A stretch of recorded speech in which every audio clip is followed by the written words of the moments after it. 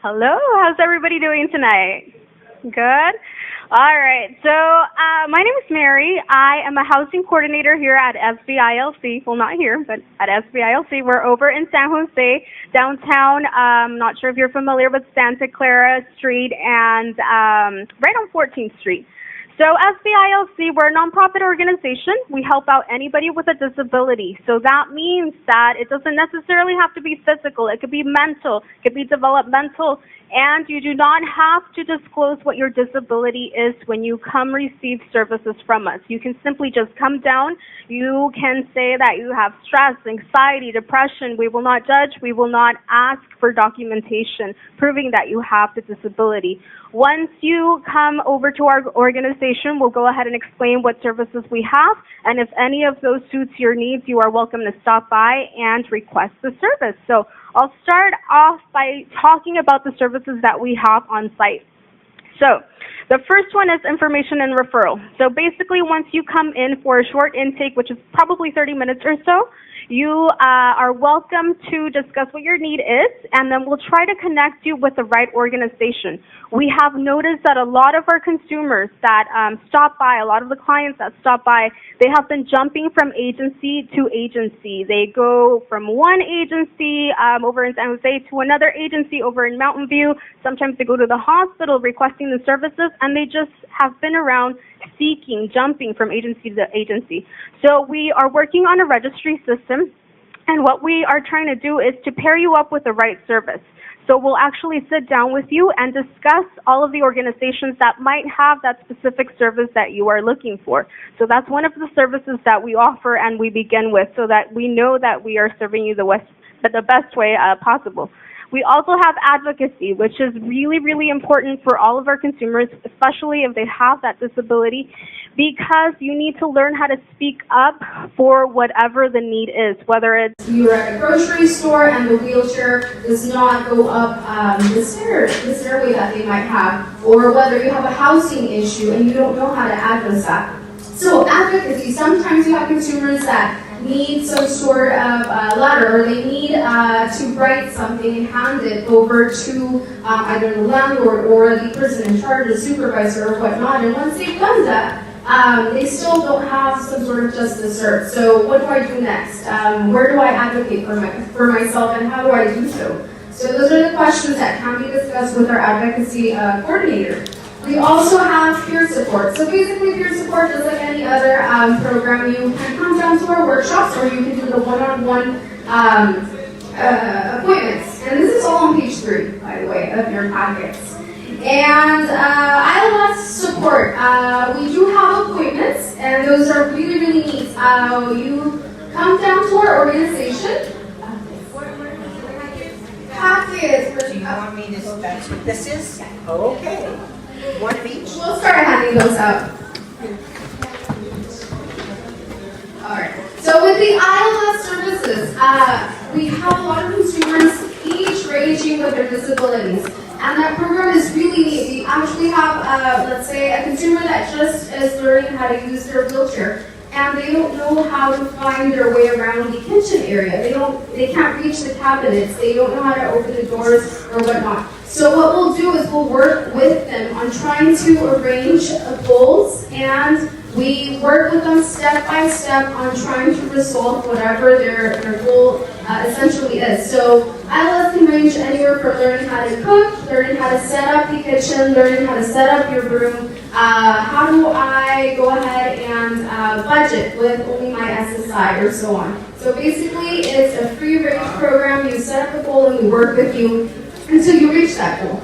Then we do have our housing search assistance, and we'll talk about that in a bit. That will be most of our slideshow. And assistive technology, which is a really neat program. We're one out of, I believe, 10 other agencies that have a lending library. So we'll have devices in our library. You're welcome to stop by, check any of those out, and use. And sometimes we even give those away. We have mobility devices, communication devices, visual aids. We've had a lot of consumers that can't afford a power wheelchair. We'll go ahead and give those out on a case-by-case basis as well.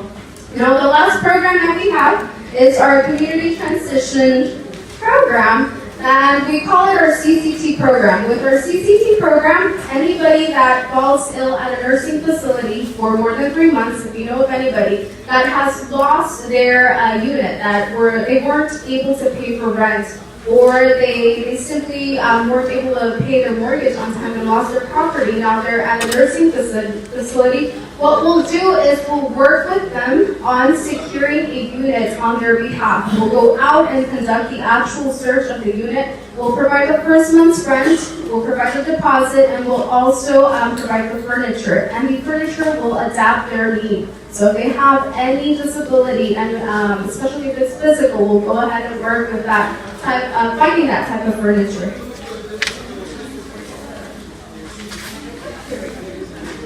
All right. Any questions about our nonprofit agency? No? Okay. So, go ahead. Sorry, the doors, there's a lot of background.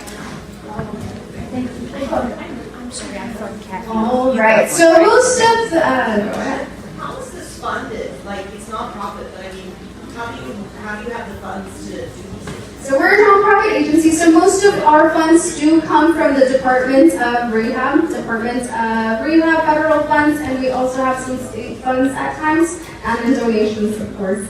But most of the funds do go mostly on the devices that we purchase for our consumers.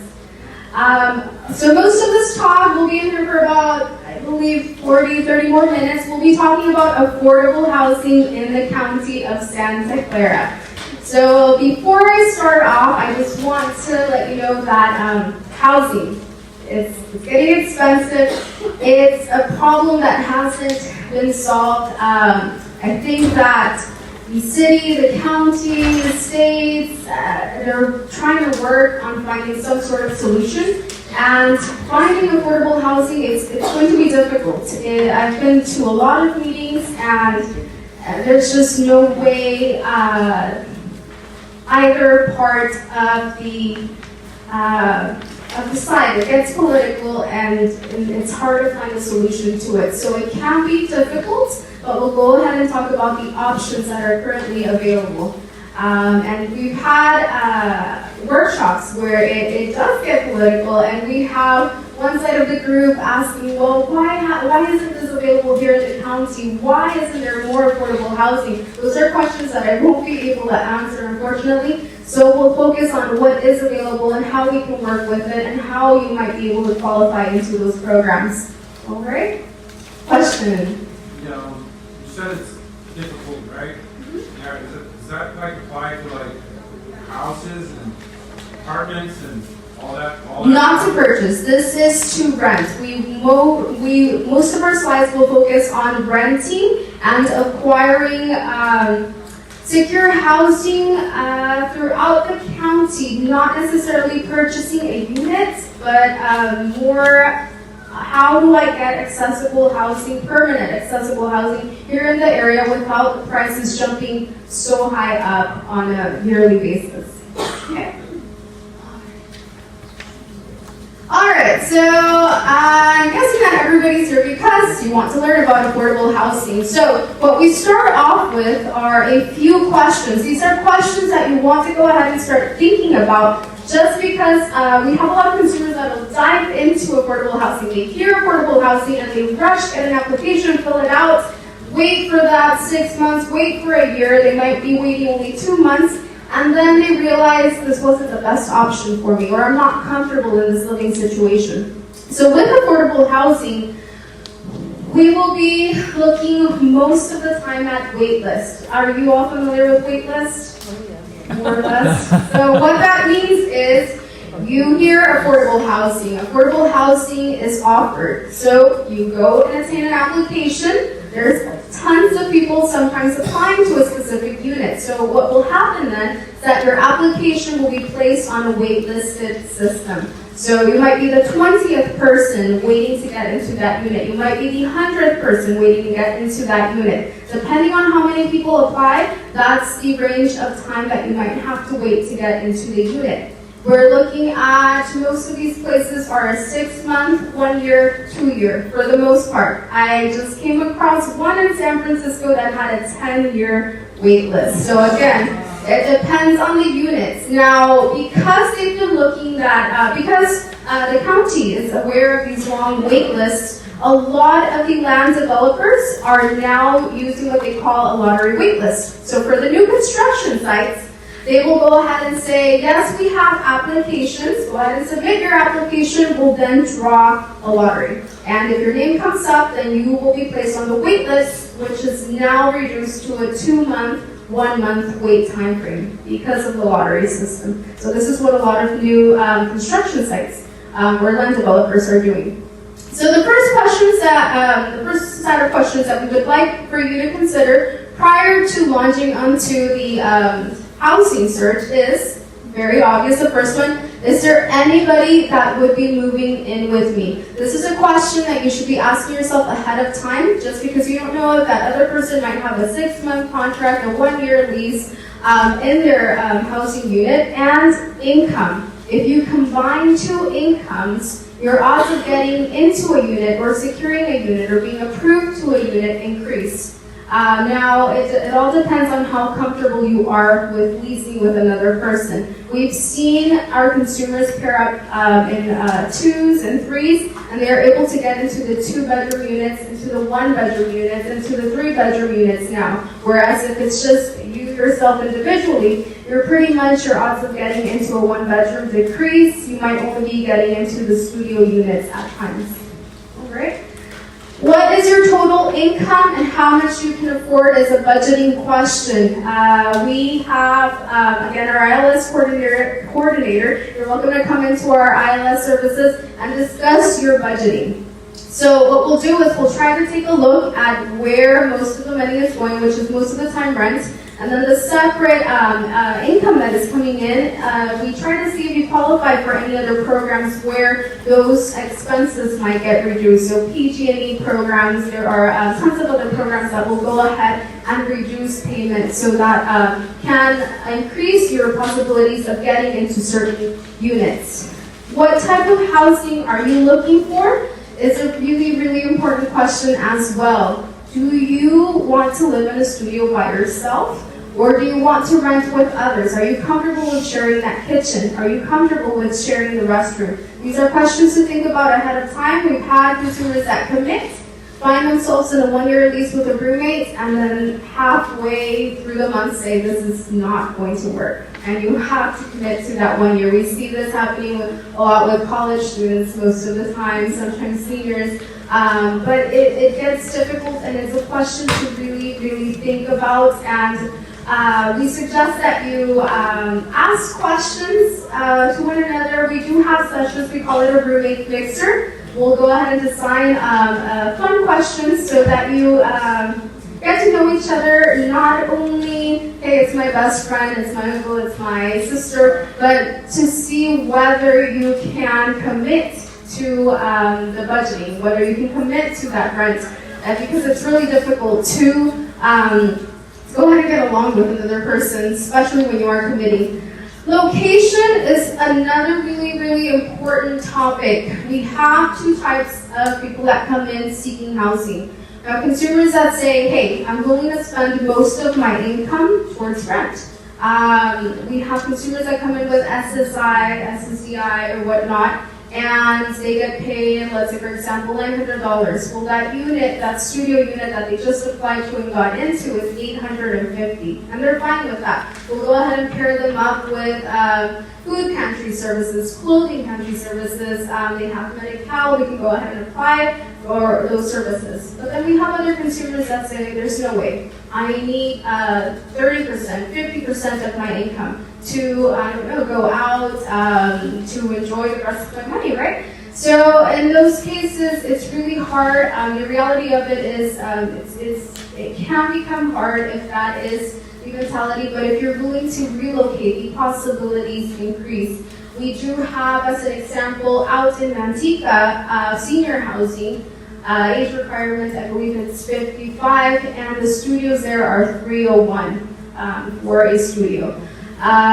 In Sacramento, room rentals are going for about $550, $600. Master bedrooms are probably $700 or so. Here in the area, I haven't been able to find one single room for less than $750. So it can get difficult. The master bedrooms we've seen for $1,000, $1,200, sometimes even $1,500 here in the area. So just things to think about.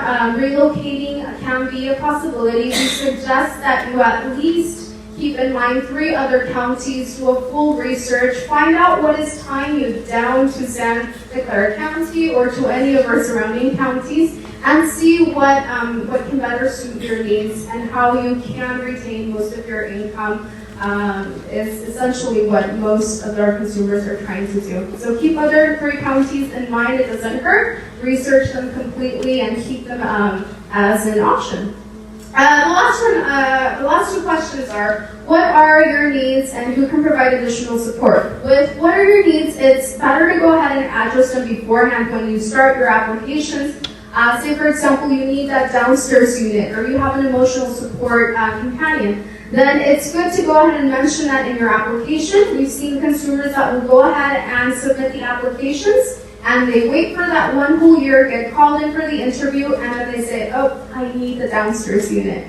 And they get placed back onto the wait list for 3 more months, 4 more months, 6 more months, just because they didn't mention that ahead of time. So just something to keep in mind. And then knowing if anybody else can provide additional support is really, really important for the income portion of them. For all of the units that provide affordable housing or low-income housing, they do have income requirements. For the most part, studios, the lowest we've seen in the county might be in the $669 range. The highest we've seen is probably in the 950s with affordable housing or low-income housing. This is for studios. 1-bedroom units, I'd say that the lowest I've seen would be probably in the 900s to about 1,200, 1,300 or so. Up to the 3-bedroom units, those can go up to at most 2,000, 2,200 or so. So it really varies, but these are the ranges when you are applying to affordable housing or low-income housing.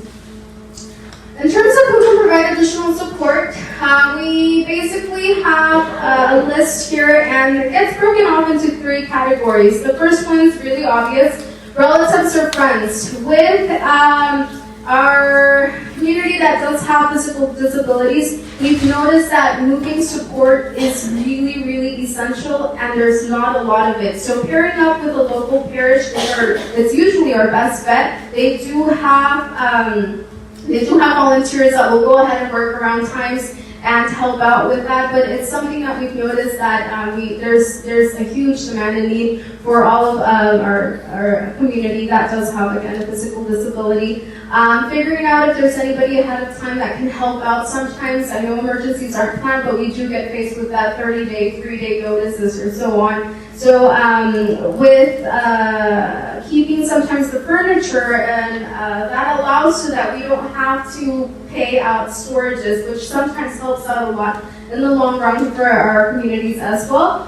With organizations and parishes, they take up the majority of the portion for support. We have seen that with organizations and parishes, you can get access to emergency needs, which most of the time entail the rent portion, the first month's deposit, moving expenses sometimes are covered, medical expenses sometimes are covered, and what we say is you should go ahead and call these organizations at least once a month, because funding comes in and funding comes out throughout the year. So what that means is sometimes we, as an example, might have funds for motels, so motel vouchers during the winter time when we have consumers that don't have shelter or whatnot. So we'll go ahead and provide those vouchers, but towards the end of, let's say, December, we run out, and another agency might receive funds to go ahead and sustain those motel vouchers. So it doesn't hurt to stay connected with these agencies. Again, the funding comes in, funding comes out, and depending on how much of it is used, we can go ahead and assist throughout the year. The last portion comes through available state and federal programs. They do offer, again, affordable housing and low-income housing, and we'll talk about that later on. So how do you really begin is the question. How do I start through that affordable housing journey? So first of all, again, you have to know what you are looking for. So you want to keep organization system ready, and you all have what we call a tracking sheet in your packet. You can start taking it out. We'll go ahead and talk about it just in a bit. You want to have that organization. You might benefit from maybe a binder. You will be submitting a lot of applications if you do want to secure affordable housing, and it really pays off to have copies of those applications saved for later on. You want to have questions ready. So once you do find affordable housing, what are you going to be asking? What do you need to know in order for you to not wait that whole year and get told, hey, you needed this, you needed that, so you don't get the opportunity to rent this unit because you were missing X documents, or you didn't say this during your interview. So make sure you have questions ready, and you all have questions, and we'll talk about those in a bit. Once you have your questions set, once you've memorized those questions and you understand a bit more about how affordable housing is working, we'll start contacting those managers or landlords so that you can obtain applications. You do want to know who it is that you are turning in these applications to at what time and where you are on those wait lists, or get some sort of confirmation back from them. And that's your follow-up portion, which is the last step when you do fill out the applications. So, in this tracking sheet, there are categories in each column, and we suggest that right after you submit the application, you make a copy of it and you write down who you turn it into. As an example, we had a consumer that was applying to one of the units over in San Jose. I'm not sure if you're familiar with the donor lots, but she applied and she received a confirmation, waited that whole year, and then right after that year, she received a letter in the mail that said, you need to make an appointment with us so that you can go through your interview process. So she made a phone call. You usually get between 7 to 14 days to make that call. She made the call on the 14th day, right in the afternoon, received a voicemail, and she left her voicemail and said, hey, I'm making my appointment for the interview. And the following, I think it was the third day, she received a letter in the mail, and it said, you have been taken off of our wait list because you did not respond to our letter. So we gave them a call. We had her tracking sheet, and she noted down the time at which she had made that call, and we let them know, hey, she did make a phone call on X date at X time. They went back and checked that voicemail, and they placed her back on the wait list. So this is how important it is to stay organized. We have consumers that run through this sheet back and forth, but they never once follow back up with the unit. So they wait 2 years, they wait 1 year, they call back after that 1 year, hey, what's going on with my application? Oh, your name's not on the wait list. So you do have to consider and know that all of these units receive tons of applications, and you want to make sure that you're following up with them. If you are applying or looking into a 1-year wait list, we suggest that you give them a call at least once every month. Just check in and ask if you're still on the wait list, where you are on the wait list, if the wait list has advanced. If you do want to call in, possibly you might not get an answer on the day that you talk at X time, but if you call in the following day, you might get a different staff member. It's usually the way it works. We've called in several amounts of times, and it really depends on who is picking up that phone, just like anything else. So it's really important for you to follow up with those applications and know where you are on those wait lists. Question. Yes. Who pays for linens and things of that nature? Who pays for linens when a person moves in? They have sheets, pillowcases. How is that handled? The question is, how do you pay for items when you are moving into a unit? Sometimes there are programs that will go ahead and work with you. We are an organization that might help to offer some help for furniture or items of the sort. Depending on what programs you use, they might fund, some of them might not, and there are guidelines to that. We'll talk about a few of those programs later on. So the questions, you all have questions on the back or the very last page of your packet. These are the questions that you want to go ahead and practice in front of a mirror, practice with your friends. These are very essential when you are calling. We have consumers that rush in, pick up an application, they hear affordable housing, take the time to fill out the application and drive to go turn it in. And then after that 1 year, they realize, it wasn't for a studio, it was for a 3-bedroom only. So these questions will go ahead and save you a lot of time. And the first question is very obvious. Ask if they have studios, or ask if they have the 3-bedroom units or the 2-bedroom units. Sometimes they only have studios, other times they only have the 3-bedroom units. So it really varies. They all might have different arrangements, and they might only have 2 of the 3-bedroom units. Sometimes they might only have 10 of these studio units. So ask to see what they have available.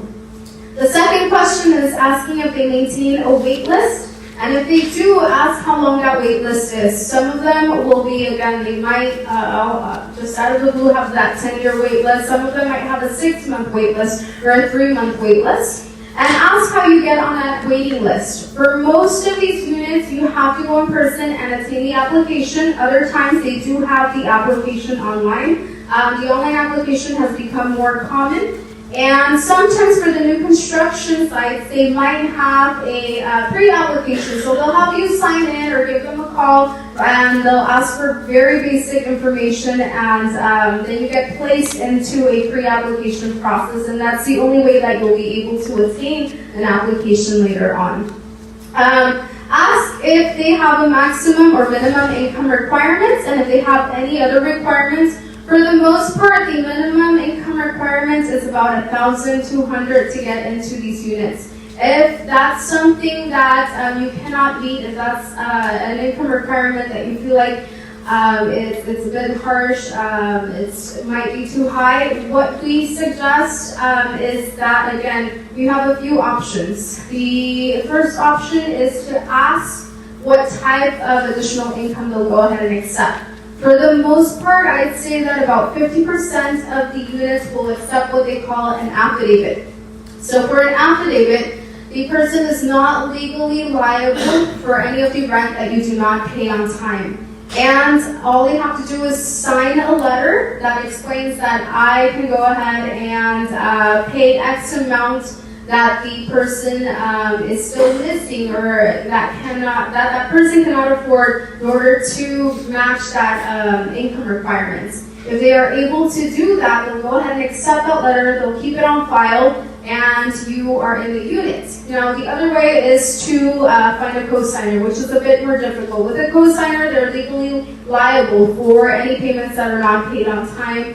And their credit is ran, income verification is needed. For the affidavit, the income verification is not needed. A lot of families are wary about getting an affidavit, so just mention to them, hey, it's just a letter that's kept on file. They will not conduct a background check, a credit check. They'll just go ahead and hold on to that letter and keep it in their file system. I was wondering, my daughter is in one low-income studio apartment, federal housing, and she has to break her 1-year lease because she got accepted to a new one that she's going to move in next week, which is a 2-bedroom. She and her son, the other one is a studio, very small. Is there any way of is there anything that I can do other than pay personally the other additional 6 months rent out of pocket? Or if I find help finding somebody, they told me that they have 8 people moving out. Anybody who wants, this is a great place to live. It's for right Fort and Sunnyvale. So they're going to have openings, which is really good. I thought it wouldn't be a problem because there's so many people that have closed applications. But now they're telling me that I might have to pay, the whole 6 months. Is there? So with leases, it's a legal matter. They're obviously trying to get the portion of right. But it really depends on how you bring the issue up, and whether if it's a managing company, you want to go ahead and reach headquarters. And go ahead and talk directly to the supervisor. Sometimes for affordable housing, it's either Mid-Penn or it's First Housing or whatnot. but you would have to go personally and try to see if they would settle the matter. If not, you're basically just dealing with management, and it can get difficult. So just know where you are, or who you should be talking to, what the next step is. Bring it up directly to them. Otherwise, like I said, it just becomes a legal matter, and you would have to pay there's usually no way around it unless you're dealing directly with the landlord or directly with the headquarters of the department. Yeah. You referred to building sites on occasion. Are these building sites where every unit is a low-income one, or is the building sites where they have one or two low-income units that you try to grab off? So we'll talk about that in a bit, but these are called land developers, and they'll go ahead and have a whole site devoted for affordable housing or low-income housing. Sometimes they'll only do a partial units, so they'll devote 60 of the units for affordable housing, and the other 20 will be at below market rate or at just general market rate. Okay. Filling out applications. You want to follow up all of the instructions, provide honest and accurate information, answer all of the questions, submit those applications on time. For the new construction sites, we've noticed that they only post out applications for maybe a week, sometimes even 3 days, 5 days, and then they'll remove the applications, and so the time frame to submit those is really, really crucial. You want to go ahead and submit the application as fast as you can for the most part. Some of these units will even say, we'll only take in the first 100 applications. So once you see an opportunity and once you've gone through all of the questions, just make sure you submit the application on time. Don't miss your interview right after the 6-month wait time frame or after the 1 year. Make sure you go ahead and book that interview. You usually get 7 days, between 3 to 7 days to call back and schedule that appointment. And you also want to keep a copy of that application for your own records, or just in case after 6 months they say we don't have that application on file, you have that extra application to submit to them as proof.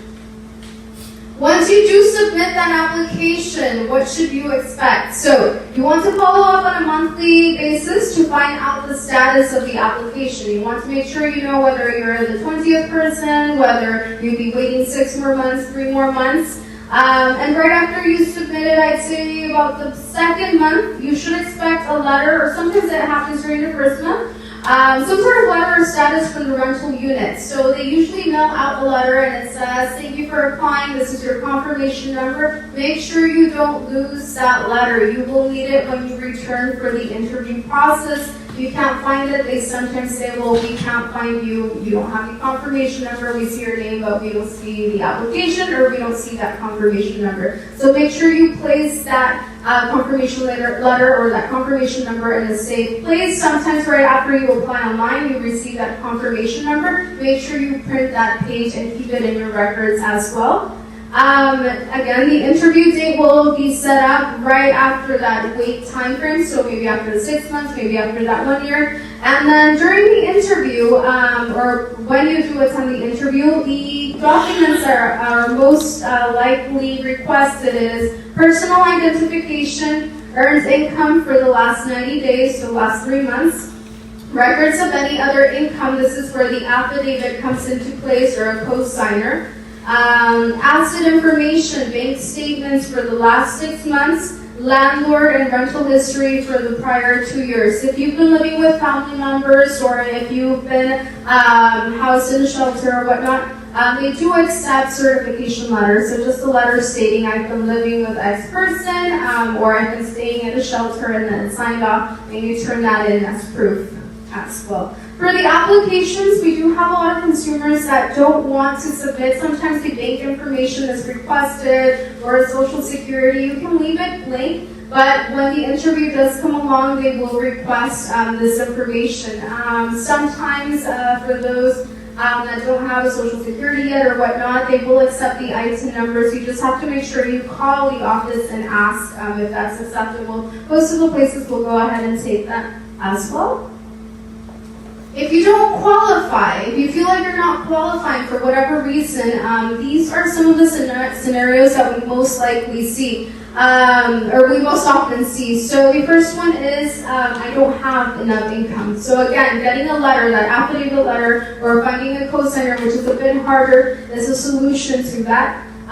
We have some consumers that say, hey, I don't have a family member, I don't have a friend that will do this for me, and I only make X amount of money. Acquiring a side job to meet income requirements is an idea. For those of you that do receive SSI, we suggest that you speak to a benefits provider. Usually it's a Social Security agency or will refer to other agencies. They'll work with you and try to figure out how much more you can make in order for those benefits not to be reduced. And if you are thinking of acquiring a side job, you don't have to sustain it for the whole year. Usually you'll have to, there's a recertification process. So once you secure affordable housing every 3 months prior to the recertification process, you will need to prove that you have this income. So you might only need to attain the part-time job 3 months prior to the recertification process. That's sometimes an option. It's an option for those of you that do want to stay in this unit and qualify for this unit. Again, the recertification process does happen once every year.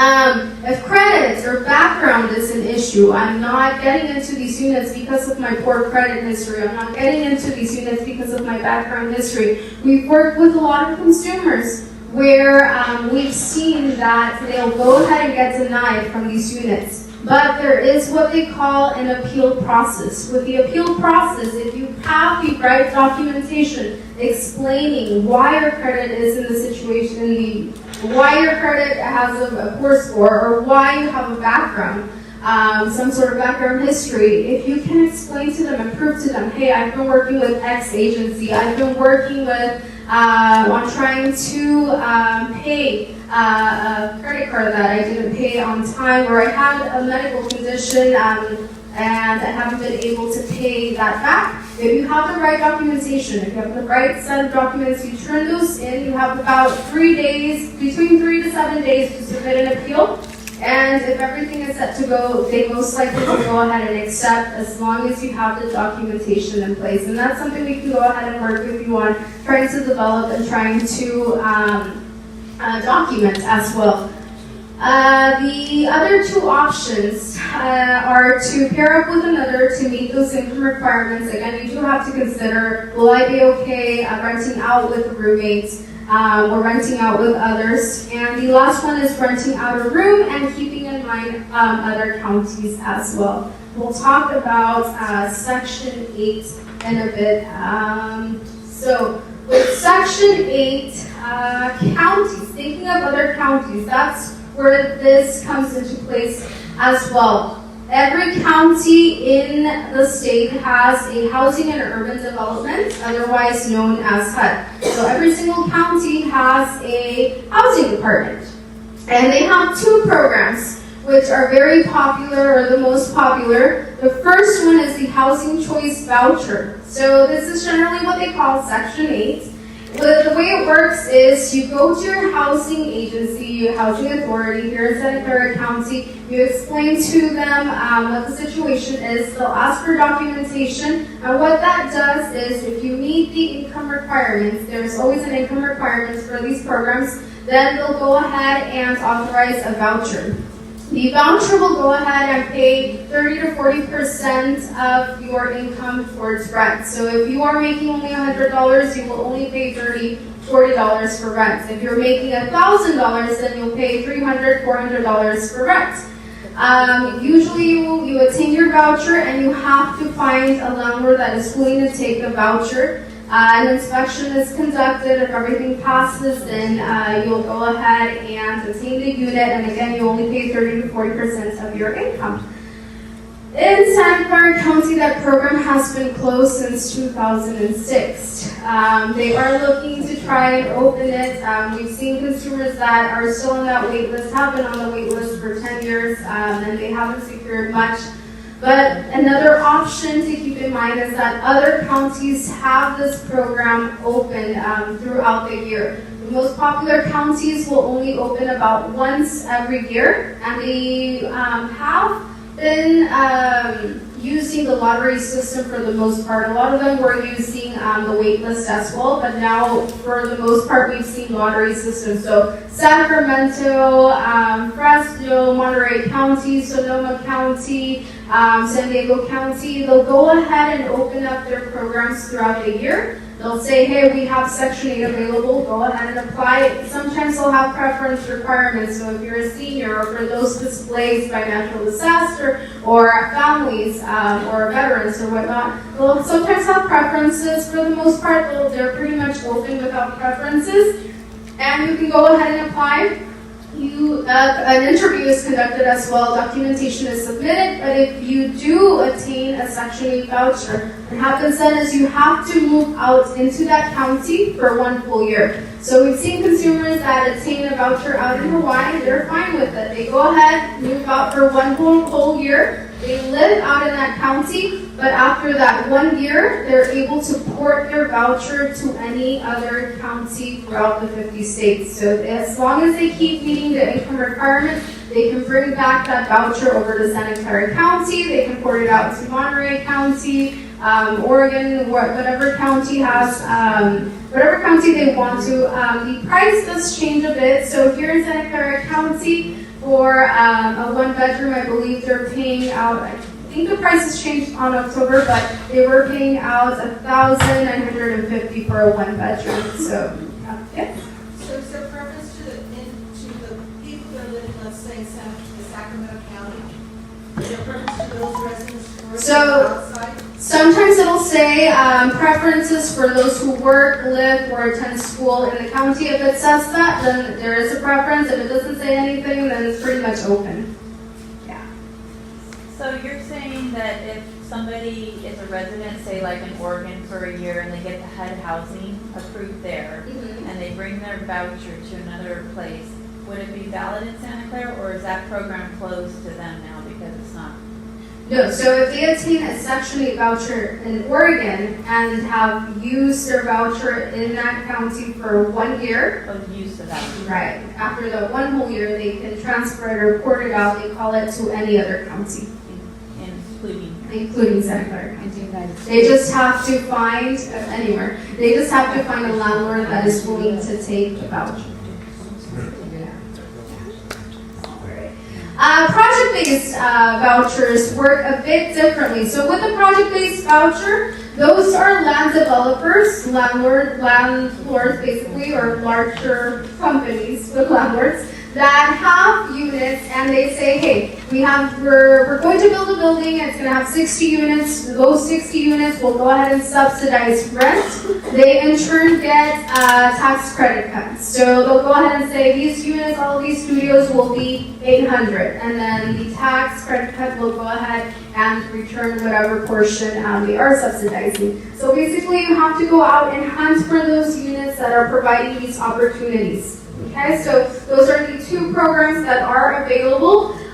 There is one other program that is known as, here in Santa Clara County, that is closest to Section 8, but it's only available to those that are homeless or have been chronically homeless. This program is called the Chronically Homeless Referral Program. So if you know of anybody that has been chronically homeless or has been homeless for 3 times during the year, what we can do is we refer them out to the county. The county then will go ahead and conduct some sort of interview. They get referred, they get some sort of, it's a pointage system, depending on the emergency or the sense of the emergency, they'll go ahead and pair them up with an agency here in the county. For the most part, what I've seen is consumers will go ahead and get picked up by the county if there is a real sense of emergency, and what will happen then is they'll go ahead and help them get placed into a unit, and they'll subsidize rent slowly. So they'll say, we'll be responsible for the first 3 months, we'll pay 100% of the rent, we'll do 75%, they'll go ahead and provide case management, vocational support or whatnot, and then they'll do 50%, 25%, and eventually leave them out on their own. So that's mostly the program that is being used. If there is a real sense of emergency where the county will go ahead and decide whether they can go ahead and provide that voucher if it is available. So that's the only way we've seen anybody get a voucher right now in the county. What is classified as chronic? So there is, they go through an interview process, but usually they say that you have to have been homeless for three times during the year. And Any amount of time, like any a amount week of time, or a month, any amount or of time throughout 1 year. 3 separate times. Right, 3 separate times. And if you turn to page, I believe it's page 5, you will see a list of all of the agencies that you can go to if you know of anybody that has been homeless or about to become homeless. They can go to these agencies, and these agencies should be able to conduct that referral to the county. Okay, yes. Some of our family members, I'm looking at this project, it's really difficult to follow. So some of our family members are going to have a challenge. Can family members be part of this program, this system?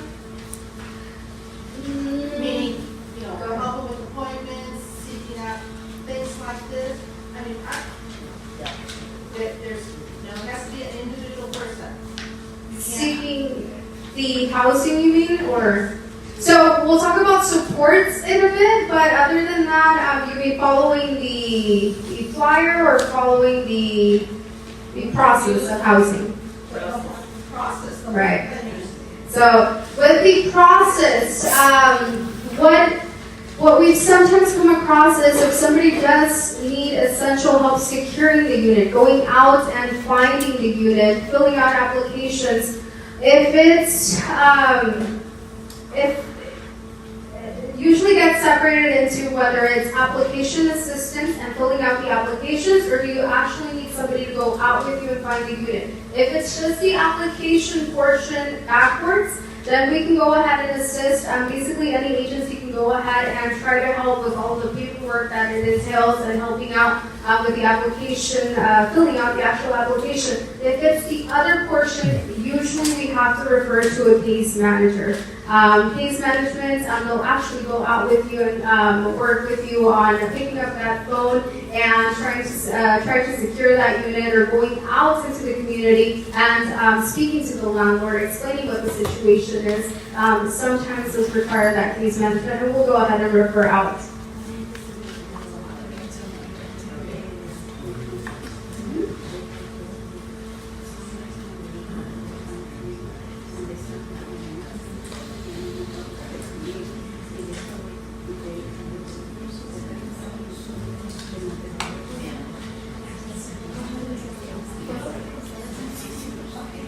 All right, and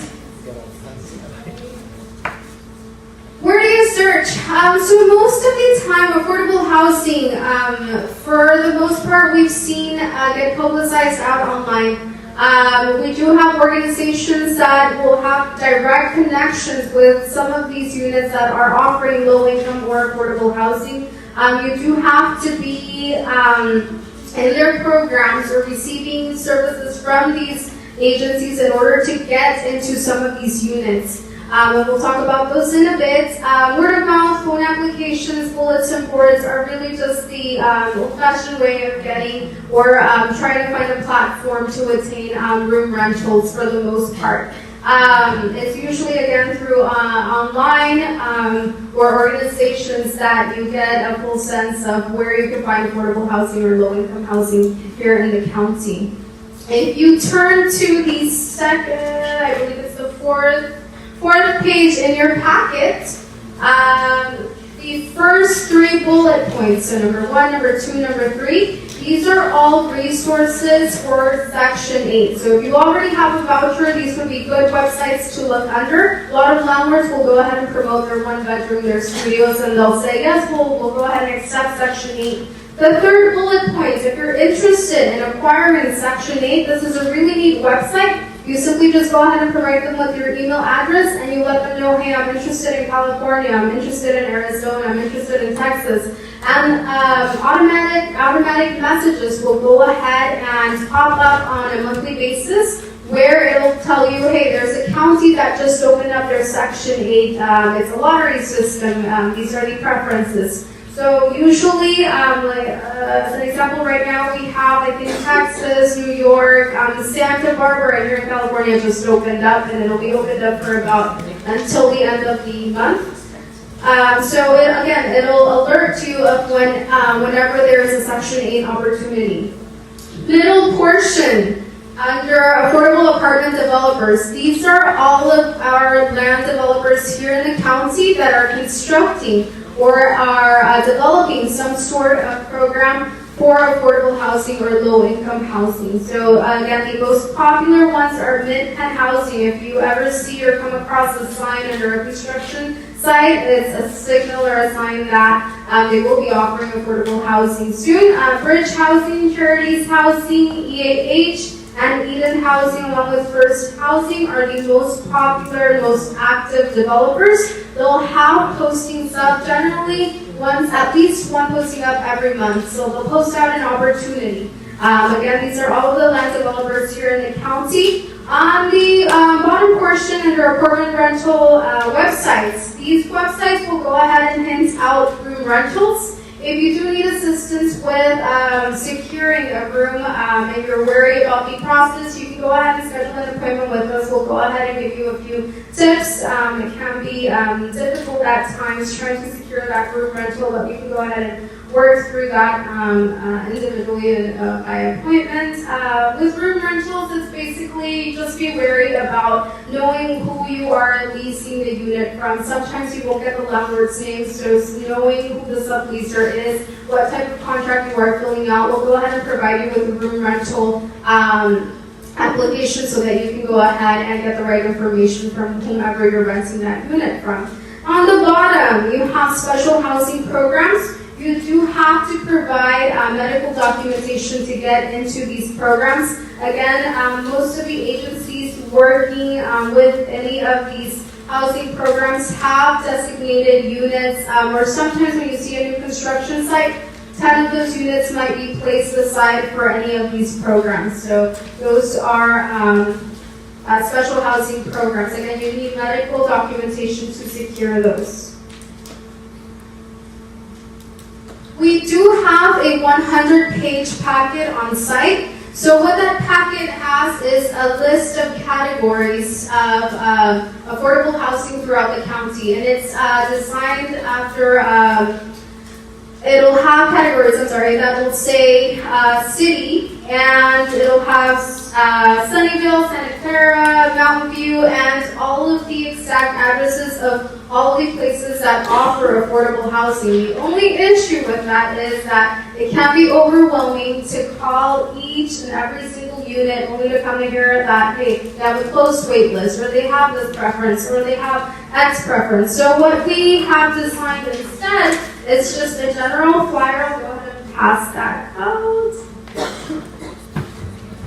And the general flyer, what we do is we go ahead and promote every opportunity that comes up during that month and that is or has less than a 1.5-year wait list. So most of the lottery opportunities will be in there. Most of the 1 year or less waitlist opportunities will be in there, and it'll say what the preference is. So sometimes it might be senior housing, sometimes it might be family housing, sometimes it is only for those that have a developmental disability or any disability. It'll state what their preferences is, and it'll list their phone number. We also list on a portion of it, I think it's the right-hand portion of it, will list new construction sites coming up that will offer affordable housing. So this is something that we produce on a monthly basis. You're welcome to stop by, pick up, email us, we'll email you back that flyer. But take advantage of all those opportunities. With affordable housing,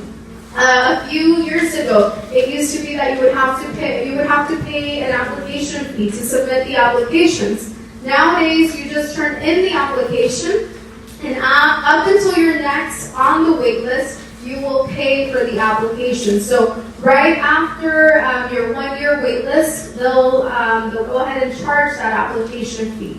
So you don't have to worry about submitting all of these applications. If you do not attend your interview, you don't have to pay for that application. So just go ahead and apply if you feel like you meet those preferences, and that'll open up more opportunities as well. I think right now there is a family housing available that just opened up in Campbell. We have quite a few more for senior housing. It's more common, or just general studios. If you do see SRO listed in there, what that means is it's similar to a studio, except you don't have the kitchen setting. You have a small microwave with a small fridge type of setting and the room itself. Yes. So, in your experience, how many places do people put themselves on the wait list for? As many as they can. Usually when they are committing to applying to every single opportunity that they can get their hands into, any application that they feel where they meet the requirements, they submit, and if they're following up on a monthly basis, they usually get placement within the 6 month to a 1 year time frame. The less units that you apply to, the less possibilities, but eventually it comes down to how you're following up with the units, because we have, again, consumers that apply to all of the opportunities that come up and they never once follow up, so they get placed behind, or they might change their phone number, they change their address, they never once call back to let them know I changed my phone or I changed my address, and so they get placed off of all of the wait lists. So that means the wait lists are kind of fluid then, that Yeah. there is a lot of turnover and... Right. So, as an example, we're in Gilroy, they are going through the application system, and they got rid of about 40 applications just because they knew right off the bat that they weren't going to qualify because of the income that was listed. And a lot of people don't go ahead and read what the income requirement is or whatnot, so all of those just get discarded. So just make sure you ask, again, the key question, what types of income will they accept? If they accept that affidavit, if they accept the co-signer, go ahead and fill it out and don't get discouraged from applying. Or if you're thinking of attaining a job, just go ahead and list it as income, but make sure you will have that job within that 1 year or within those 6 months. Is this list only printed, it's not online? So the 100-page packet we do have on site. If you give us a call, we can go ahead and print that out for you, but it's we do not have it online. Online, no. What about the list of the Senate where I just wanted So what that is if you already have a voucher, you can go on that website and it'll list all of the landlords that are offering their one bedroom. It's only for Section 8, yeah. Okay. We're almost done. Housing emergencies. If you turn to page, I believe it's page 7, there are organizations that will help out in case of an emergency. Say, for example, you fell ill at a hospital and weren't able to pay a mortgage, weren't able to pay rent.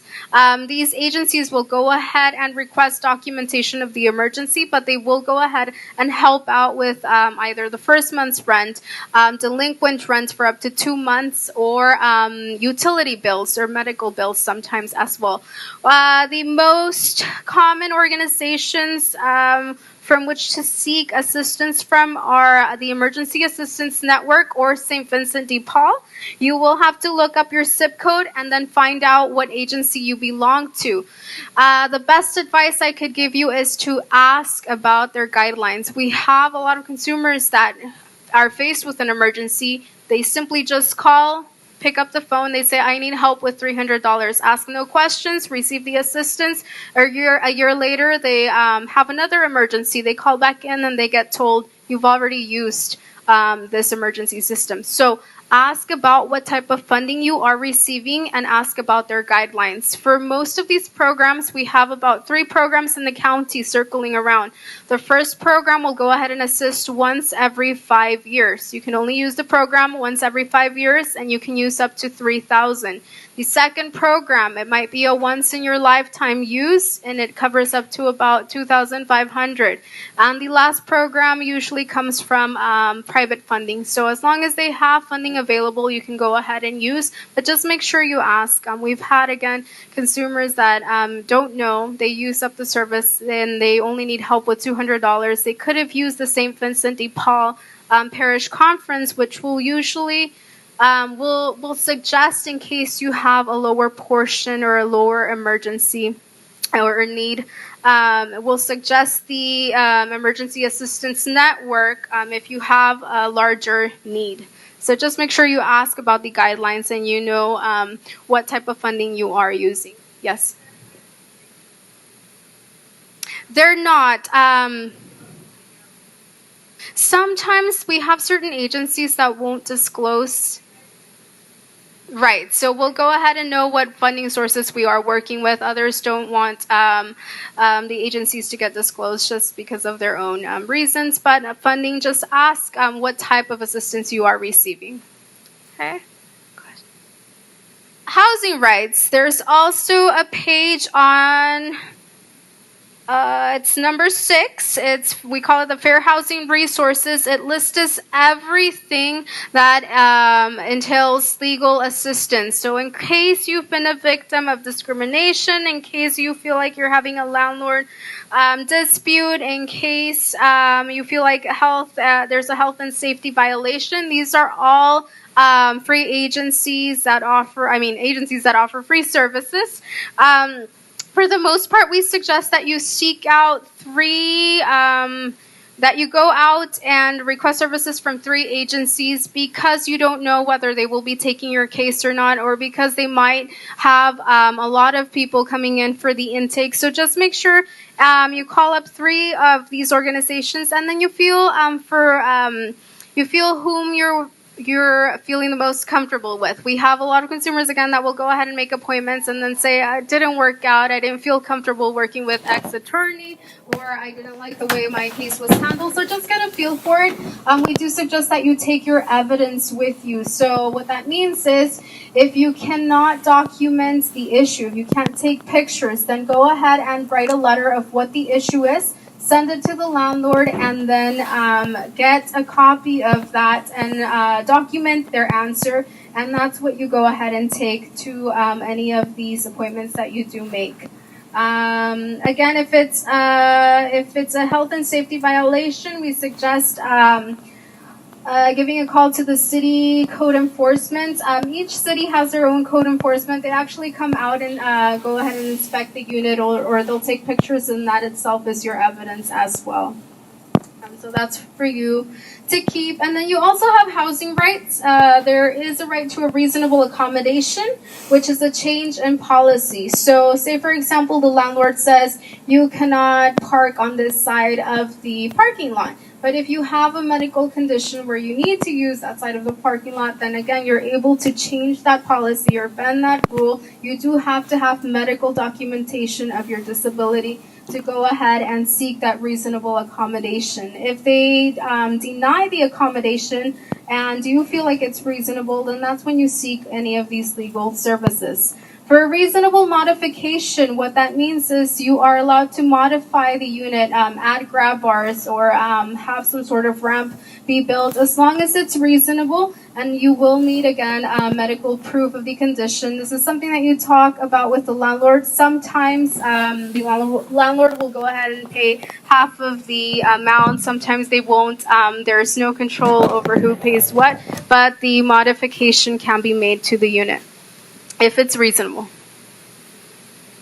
On the last few pages of your packet, page 9, we have a list of temporary shelters and emergency food programs. With these shelters, during the winter time, there tend to be a lot more new shelters that will promote themselves throughout the last about 4 months or so, 3 months.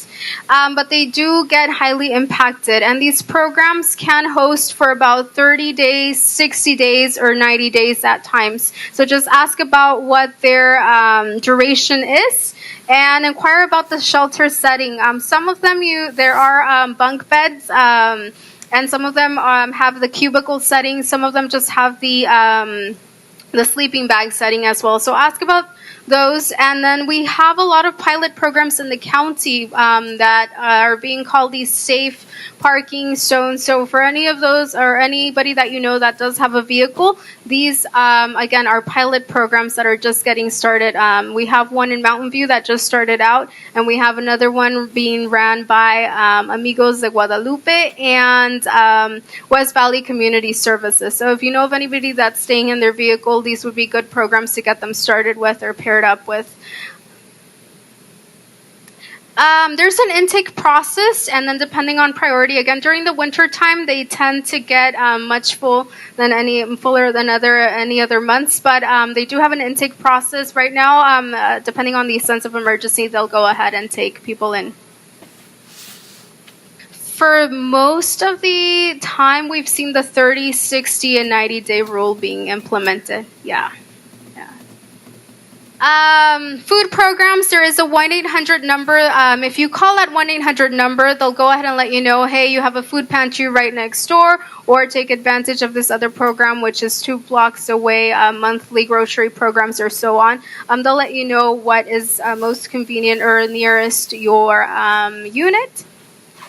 And that's mostly it. We do host every Tuesday at 1:30 housing application workshop. So if you know of anybody that needs assistance with the applications, we'll go ahead and place out all of the applications that we have, and we'll help